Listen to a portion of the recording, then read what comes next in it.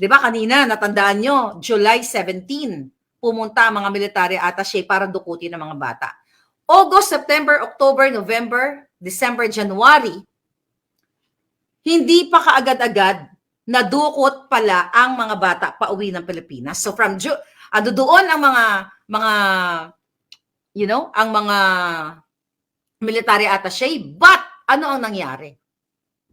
Noong August of 2022, mga kababayan, nabanggit ko kagabi, sa dormitoryo ng mga bata ay pinuntahan ng military attaché ng mga kasabwat sa Philippine Consulate General ang dormitoryo ng mga bata at nilinlang ang mga bata, tatlong anak ni Chua, na imimit lang kanila yung kanilang tatay, di ba? At ibabalik din sila sa kanilang nanay. Hoy, hoy, hoy, hoy, hoy, hoy. Bumisik ka na Pinoy. Hoy, hoy, hoy, hoy. Instruction Part 2 or pangdukot o pagkumpas ni Liza Araneta Marcos aka Ahas at pinakademonyo sa balat ng lupang ito, kasabwat o mastermind ng pangdurukot sa mga batang minor de edad. Mga kababayan, okay. Dahil lang baka may breaking news, sandali lang po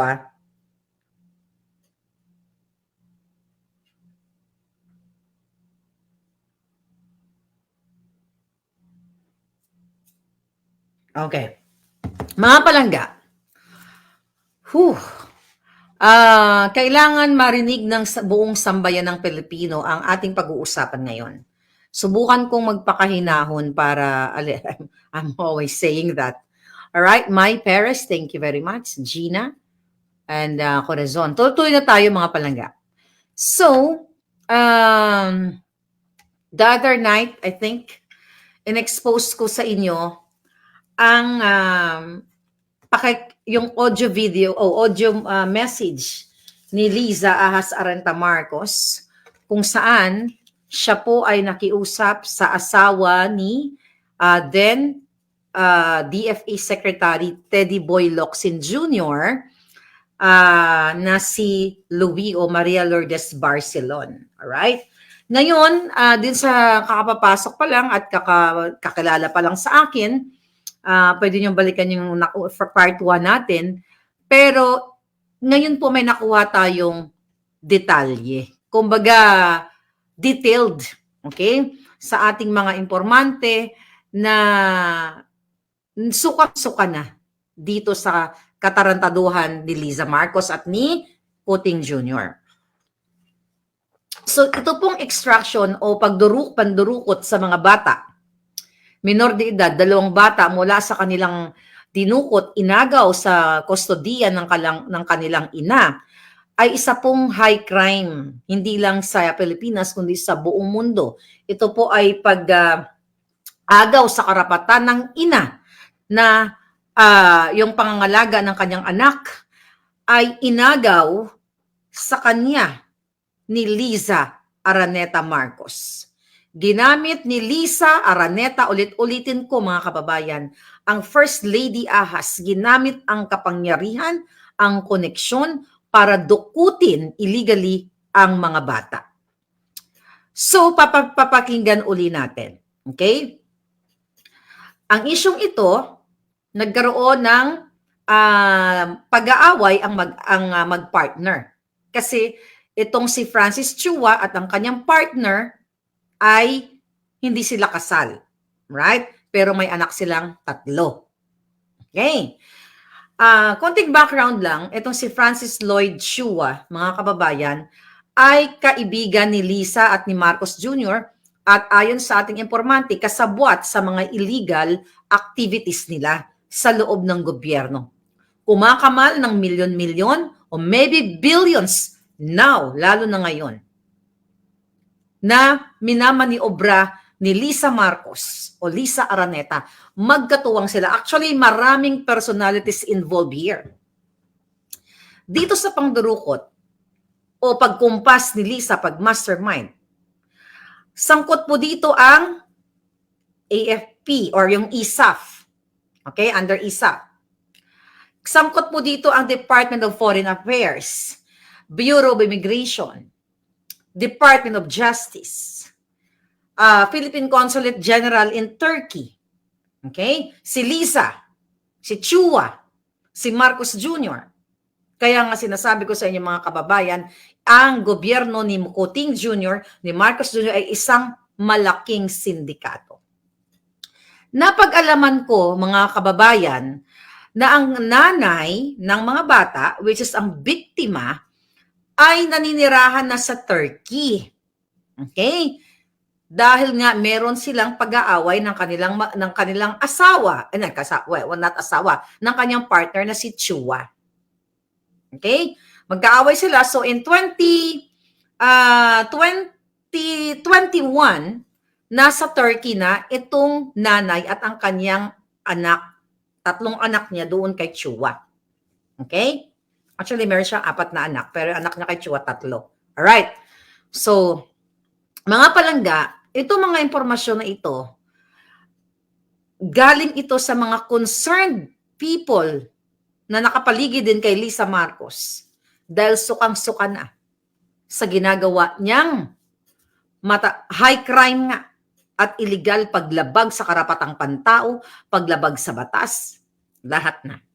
So, 2021, ang ina, okay, ina ng mga anak ni Chua ay nasa Turkey na. Okay? So, mayroon silang nagki-claim itong si Chua ng kustodiya ng kanyang anak. Alright? Na gusto niya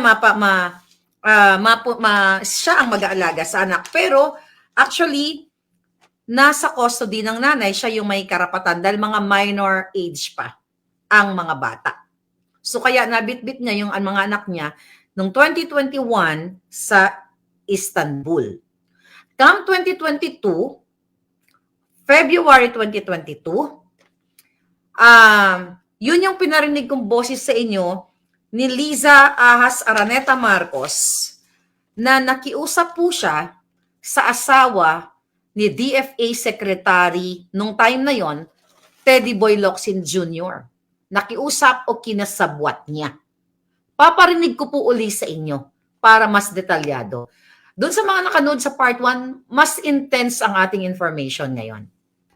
Okay, here. Play natin muna ang boses ni Liza. Again, ang boses niyang ito ay tinawagan niya ang asawa ni Teddy Boy Locsin Jr. Okay? Para tulungan ang kanyang kaibigan na kasabwat sa mga illegalities na si Francis Chua para dukutin ang mga bata at ang isa pa i-extradite o dukutin pati ang nanay. Yun yung additional information natin. Hindi lang ang mga bata ang gustong ipadukot ni Lisa, kundi pati ang nanay kasi ayon sa ating napag-alaman ay may impormasyon o baka may impormasyon itong nanay na magkasabwat, si Lisa, si Chua, at marami pang mga sindikato. Ito na po ang audio. Hi, Louie. How are you? I'm here in Bacolod, campaigning for my hubby look with Marie Chris and a bunch of gay people. But anyway, the reason why I called you is I have a favor to ask you. We gave all the documents not to Mila, but syempre iba pag tumawag ka. A good friend of ours, Francis Chua, basically has a problem in Istanbul, in Turkey, so he went to court. The judge issued an order in his favor, so now we're just having everything authenticated so that it can be served in the embassy in Istanbul, right? So Mila has all the documents. I won't bore you with the details, but if you could call Mila and just give it a little push. Everything's above board, don't worry. I'm very good at that. But yeah, that's it. So I hope to see you soon. Okay. Narinig niyo ba? Maliwanag ba sa inyo yon? Okay po ba? Right. Ngayon, mga kababayan. Sabi ni Unos, nakalimutan mo yung Okada. One at a time palangga, hindi ko nakalimutan yan. Yung boses na yon, Pebrero, taong 2022. Kung narinig ninyo ang sinabi ni Lisa, iwanag natin uli, na sinabi niya, "Hi Louie," ang tinatawagan po niya asawa ni Teddy Boy Locsin Jr., dating DFA Secretary.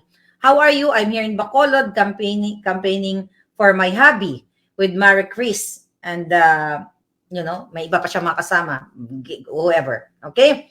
Sabi niya dito, "The reason why I called you is I have a favor to ask you. Sabi niya, we gave na to Mila, but syempre, iba pag tumawag ka, di ba? Magaling siyang magdrama na parang pa-sweet-sweetan ang demonya. Sabi niya, good friends of us, Francis Chua, basically has a problem in Istanbul, Turkey, so he went to court." Okay? Ang ibig sabihin nito palangga, si Chua ay nag-file, okay? Nagki-claim siya nag-file siya ng parental abduction sa nanay ng kanyang mga anak. Okay? Tapos nag-file din siya, parental abduction pa lang nung time na yung tumawag si Lisa. Nag-file siya sa court, kaya pinaburan daw siya ng korte sa tulong ni Liza Marcos, syempre, sa peke ng mga lahat. Okay, later on, maluloka kayo kung ano pa ginawa ni Lisa. Sabi ni Lisa, the judge issue an order in his favor. So, now we're having everything authenticated so that it can be served in the embassy in Istanbul, right? So, Mila has all the documents. So, I won't bore you with the details. But if you could, sabi niya, na kay Mila, yung binasa natin kanina, ay kahapon pala, okay, yung Milagros na taga-DFA. Sabi niya, and just give a little push, everything is above board. So naayos na ang mga dokumento. Sabi niya, don't worry, I'm very good at that. But yeah, that's it. So, I hope to see you soon. Okay? So mga kababayan, inayos niya February 2022. Ngayon, ano ang nangyari dyan? February, hindi pa presidente si Kuting. March, April, gusto ko lang maging sunod-sunod ito, mga palangga. Right? March, April, May, June, April, mga kababayan, dahil hindi na-push for whatever reason, hindi pa na-extract yung mga bata during that time, dahil ang kinaso ni Chua ay parental abduction. So imagine mo, kinasuhan ang sariling nanay na inabduct daw, pero hindi naman inabduct kasi umalis ang mga bata, umalis ang mag-ina dahil nga may right siya bilang isang ina at nasa peligro yung kanyang buhay. So mga kababayan, April of 2022, imagine that voice call ni Liza ay February yan of 2022. April 2022, finailan ng panibagong case ang nanay ng mga bata. Ang finail po sa kanya ay maliban sa parental abduction, human trafficking. Okay? At what else? Human trafficking at extraction here. Okay? Human trafficking and also pinailan siya ng large-scale illegal recruitment. Okay? Nung 4 na bogus na tao. Okay? Large-scale illegal recruitment. Okay? 2 yung case. Dali natin. Abril, pinailan siya sa tulong ni Liza Araneta Marcos. At yung 4, napag-alaman natin, yung 4 na nag-file ng large-scale illegal recruitment ay mga taong bogus 4. Ibig sabihin, walang personang ganun, ayon sa ating impormasyon na nakuha. So nag-invento si Lisa, kaya dapat managot ang puwaka ng inang babaeng ito sa batas. At dapat sabi kong kung may bitay, mga palangga, yun ang nararapat na parusa sa kanya at ang kanya mga kasabwat. So that was April. So dahil naging presidente na nga sila, di ba? Naging presidente na si Kuting, mas lalong lumakas ang kanilang pag-aabuso sang batas. So itong 4 na bogus na ito na inimbento nila, the reason why finailan ng kaso, itong nanay, actually it's not dahil i-extract ang mga bata para maiuwi siya sa Pilipinas para gurgurin. Bakit siya gugurin? Kasi ang kanyang partner at si Liza at ang iba pang mga personalidad, hindi na muna natin babanggitin para hindi maalarma. Mga kababayan, ay gusto siyang pauwiin nga para gurgurin. So, paano siya mapapauwi? Again, syempre, kapag ikaw ay pinailan ng kasong gawa-gawa ng kaso, fabricated crime, katulad ng ginawa nga sa akin ni Liza through Taberna. You know that. Pero hindi na ako lalayo. Pinapaalala ko lang sa inyo. The same pattern. Siyempre, nasa Turkey, etong nanay. I hope nanonood siya. Manawagan tayo. Sana magsalita siya. Sana tumapang siya. Para marinig ng buong mundo. Kasi yung mga information na ito nakukuha natin, ito yung mga taong naaawa sa kanya na hindi niya kilala. So anyway, mga kababayan, syempre, mayroong hearing na binigyan na ng subpoena, tapos hindi siya nakasipot kasi nga nasa Turkey siya. Diba? So hindi siya nakasipot, nag-issue ngayon ng warrant of arrest. Okay? Warrant of arrest para madukot na siya at ang kanyang mga anak pabalik sa Pilipinas. So ngayon, mga kababayan, okay. Extraction, tingnan ko lang yung ating dokumento. So dumating na po yung buwan ng Hunyo, wait a minute. June of 2028, nabanggit ko to kanina. June 2028 ay hindi pa rin nadudukot itong nanay at ang mga bata. Kaya nag-follow up itong RTC na maraming bayaran dyan sa RTC, mga palangga. Right? Ang sabi dito, nag-order. Before this court is a manifestation and motion dated June 28, 2022, filed by the prosecution praying that an order be issued directing the Department of Foreign Affairs to cancel the Philippine passport of the mother of the children. So ayan, pinag-usapan. So pinapakancel na ngayon ni Lisa, ni Chua at ang kanilang mga kasabwat sa DFA. Alright?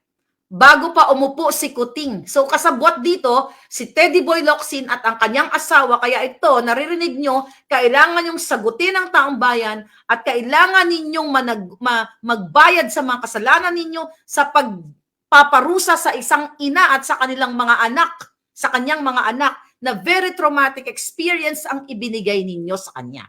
So ulitin natin, June 28 ay pinakansila ng RTC ang kanyang passport. Alright? So true enough, kinancel nila. Ano nangyari dito? Okay? Extraction, ito. So hanggang sa July 12 nga, mga kababayan, ay, again, sa pakikipagsabwatan ni Henry Bensurto Jr., Assistant Secretary ng DFA during that time. This is July 12, 2022. At itong si Bensurto na to, si Henry S. Bensurto, ay itinalaga na yan. Kabayaran dahil nakipagsabwatan siya kay Lisa, yan po ay naging ambassador na ng Turkey after nilang tinanggal yung dating ambassador na si Algabre. I'll talk about that later para hindi tayo malito. Okay, July 12 of 2022, ito po ay pinush ni Bensurto Jr. ang Office of what? Consular Affairs. Alright? Ano sabi dito? OCA, Office of Consular Affairs, respectfully informs the Acting Secretary of Foreign Affairs that RTC Branch 108 of Pasay City issued a court order dated 4 of July directing the department to cancel the Philippine passport of the mother of the kids. Ngayon, mga palangga, pinakancel nila. Alright? So that was July 4. July 12 yung utos. Okay, fast forward na tayo. Okay? Fast forward na tayo, mga kababayan. Dumating ang panahon ng... Teka, wait. Dali Okay. July. Okay? Pagdating ng July na yon, mga palangga, ay nireport pa ng kampo ni Lisa sa Interpol itong nanay para lalong magipit, para gipitin at yun na talagang mahuli or ma-extradite pabalik ng Pilipinas. Pero good thing hindi naman nagwagi yung kanilang paglagay sa Interpol. For whatever reason, hindi nila nadukot yung nanay. So ngayon, mga kababayan, okay?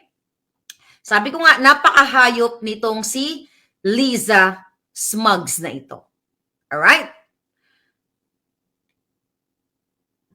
Maliban dito sa custody case na final nga nila, then meron pang what?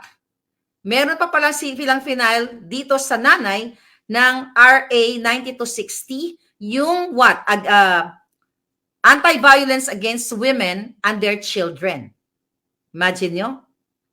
Ito yung pinamumunuan ni Ontiveros dyan sa Senado, di ba? Dapat isama ni Ontiveros to sa kanyang investigation kung talagang para sa bayan. Okay, mas-segue ko lang. So ngayon, mga kababayan, lingid sa kaalaman ninyong lahat. Dahil kinansel na nila ang pasaporte ng nanay. July 17 ay pinlano na ni Lisa Marcos, ni Chua, ang extraction o pagdukot sa mga bata. Okay?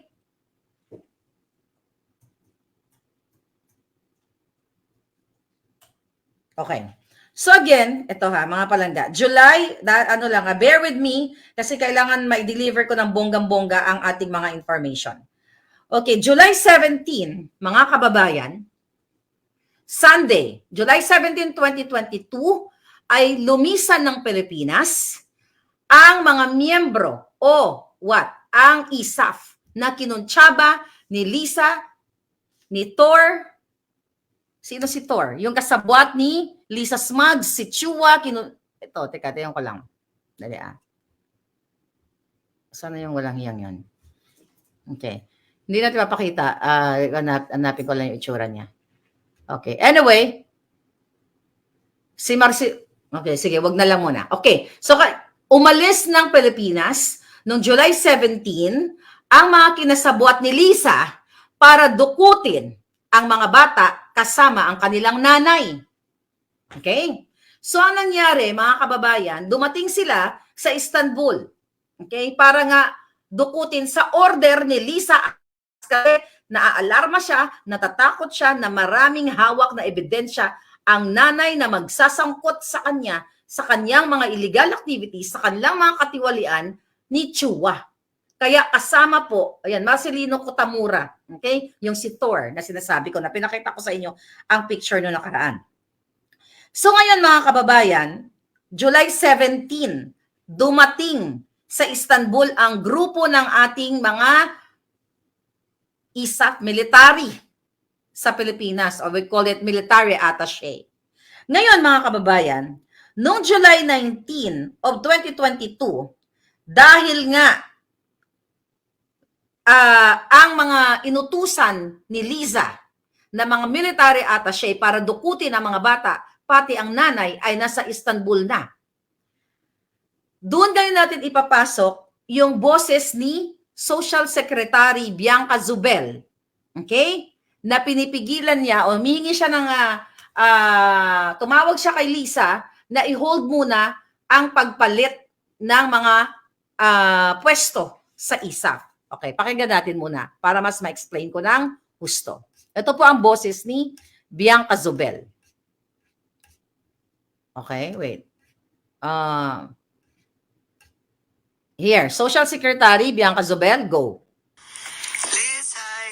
to bother you, but I just got a call from Thor, and they're a bit concerned because they've gotten an order daw that the chief of ISAP is supposed to be changed by Tuesday, and there are people that are out to do some extraction. If it's possible to just keep the ISAP as is daw para hindi magulo yung extraction kasi 2 weeks pa yata or something like that. Or please call Thor. I might be saying the wrong things, but Thor needs some needs help from you. Thank you. Okay, mga kababayan. So, narinig ninyo.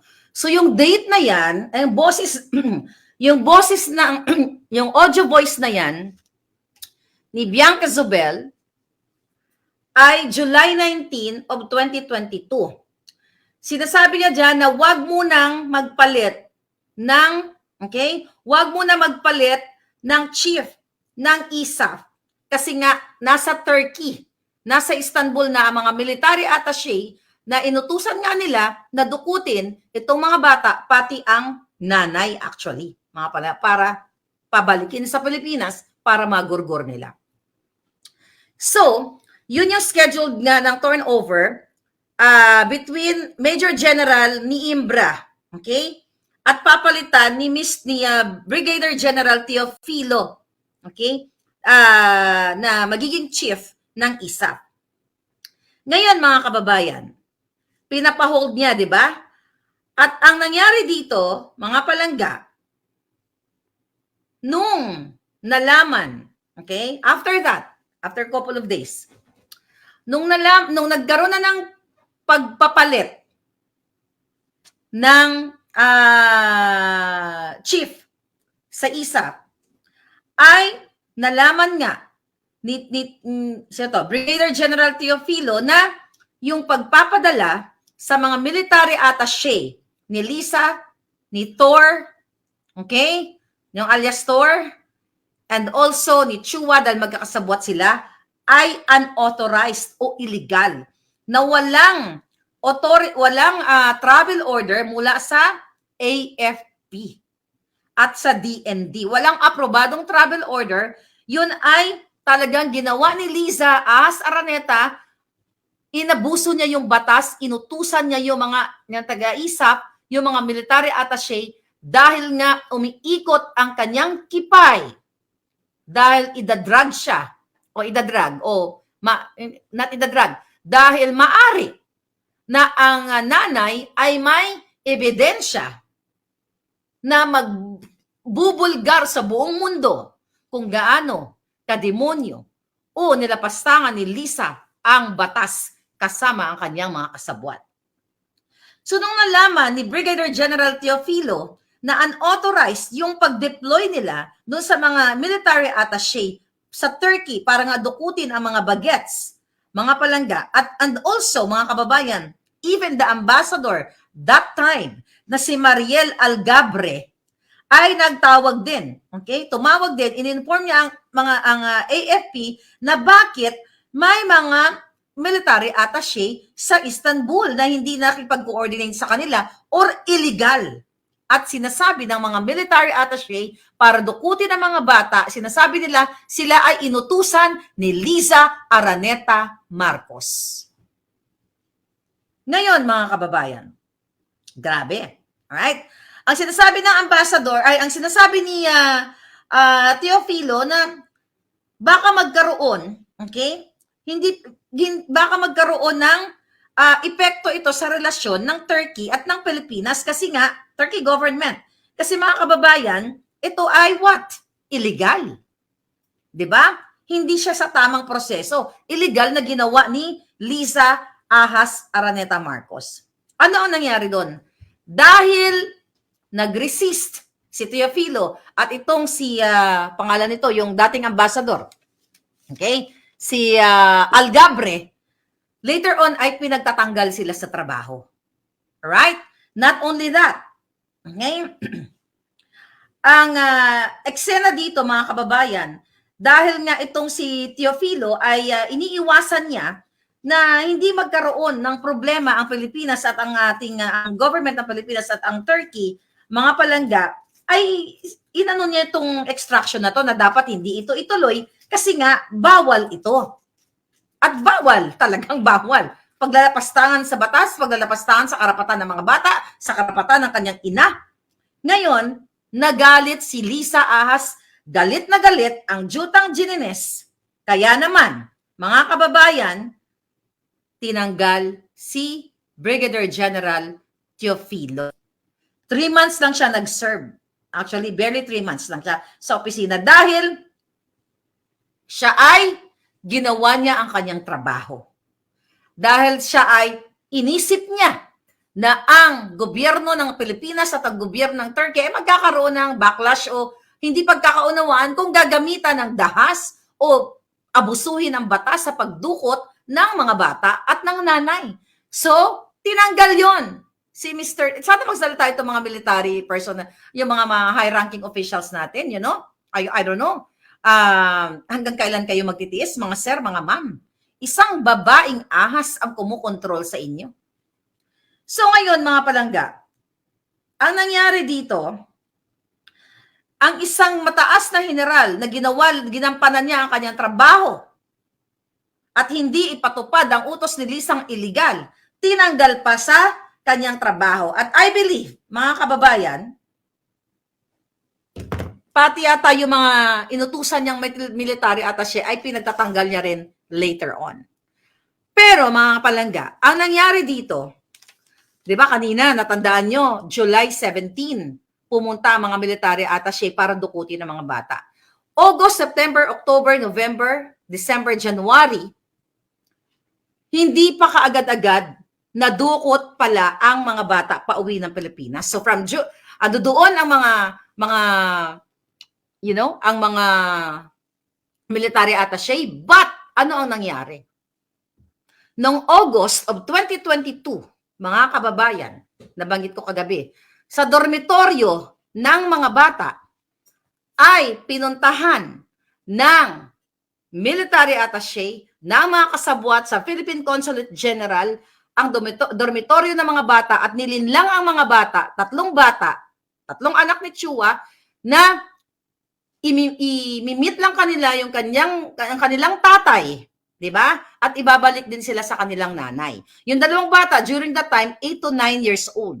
Then, yung mas matanda, okay, nag-resist niya, hindi siya sumama. Kasi, alam niya na yun, may isip na siya. I think 13 yung bata. I don't know. Mga ganun yung edad. Alam niya na yung kaguluhan ng magulang niya. So, yung dalawang bata na mas, na minor de edad din, yun yung naniwala na ihiramin lang sila ng kanilang tatay. Nandoon din si Chua. Kasi planado na ito eh. Tapos, pero ongoing din ang battle nitong mga bata at ng nanay doon sa Turkey about related to this issue. So ngayon, from August ay nakuha sila, na-abduct ang mga bata. Pero doon sila sa Turkey, nakatira pa rin, temporarily, habang tinatago sila sa kanilang ina. At ongoing ang battle nila doon sa bansang Turkey. Pero, wala na sa kustodiya ng nanay itong dalawang bata. Hindi niya alam kung nasaan. Alright? Come January of 2023. Okay? January of 2023. To be exact, January 6 ay nagkaroon ng hearing doon sa Turkey para nga dito sa mga custody ng mga bata, mga palangga. Okay? At during that time, active pala yung travel ban ng mga bata. Travel ban. Okay? Hindi makatravel ang mga bata from August nung sila ay kinuha sa dormitoryo hanggang January 6. Then January 7, I don't know kung anong ginawa ni Lisa at ni Chua at ang mga kasabwat sa Turkey government. Na-lift yung ban noong January 7 of 2023, kaya naman ang dalawang minor de edad ay dinala po sa Pilipinas hanggang ngayon. Inilayo sila sa kanilang ina. Okay? Pero hindi natatapos ang kalbaryo ng mga bata. Yung traumatic experience na kinuha silang sapilitan, yung isang panganay na anak ay nagre-resist dahil ayaw sumama sa kanyang tatay dahil alam niya na nasa peligro yung kanyang buhay. You know what I mean? So, nangyari doon mga palangga, eager na eager si Lisa na talagang i-extradite ang nanay. At ang nakikita natin dyan, para gurgurin. I believe, based on sa mga information natin, it's really not about the kids. Kumbaga, ginamit lang ang mga bata para i-extradite itong nanay kasi maaring o maraming alam sa illegal na gawain ni Liza Araneta Marcos. Kung naririnig ako ng mga military, naririnig ako, okay, the eldest receives, sabi ni Ina Tupas. Baka si Ina, mukhang alam ni Ina, di ba? Yes, nag-resist siya, hindi siya sumama. Mga palangga, kung naririnig ako ng mga military, ng mga pulis, ipagpapatuloy nyo pa ba ang suportahan ang gobyerno ni Marcos Jr. at ang asawa niya na magkasabwat sa pagdukot ng mga bata at pag-fabricate o gumawa ng crime, ng kaso at nag-file ang mga apat na bogus laban dito sa ina para magipit itong nanay, para maiuwi sa Pilipinas, para gurgurin ni Lisa. Huwag ka pa sisiguro, Lisa.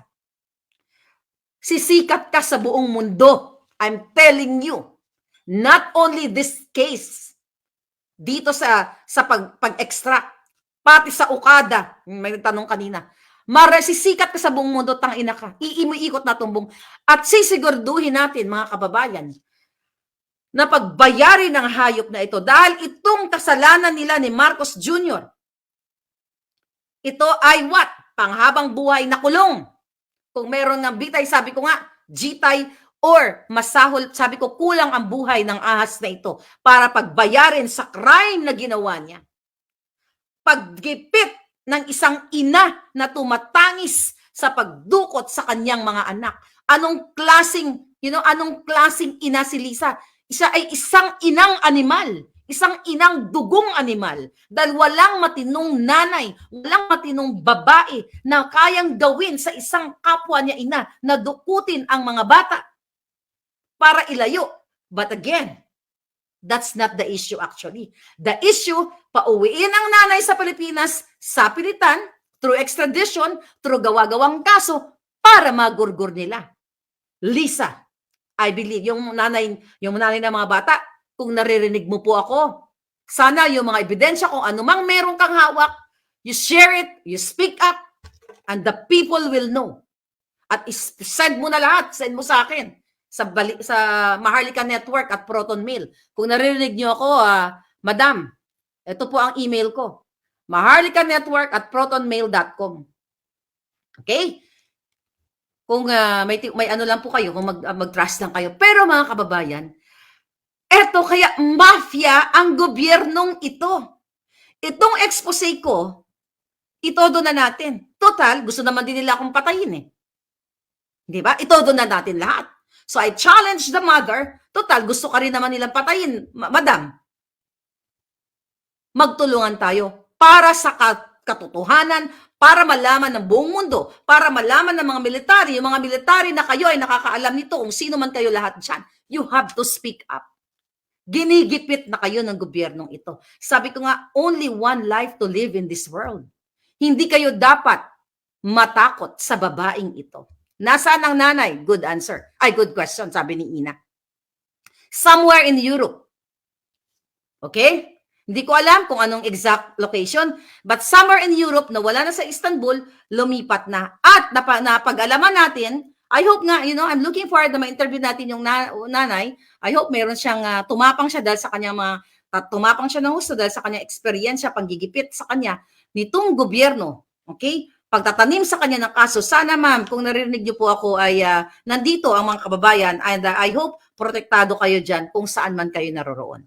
So ngayon mga kababayan, nakita ninyo ang ginawa ni Liza Ahas Araneta Marcos.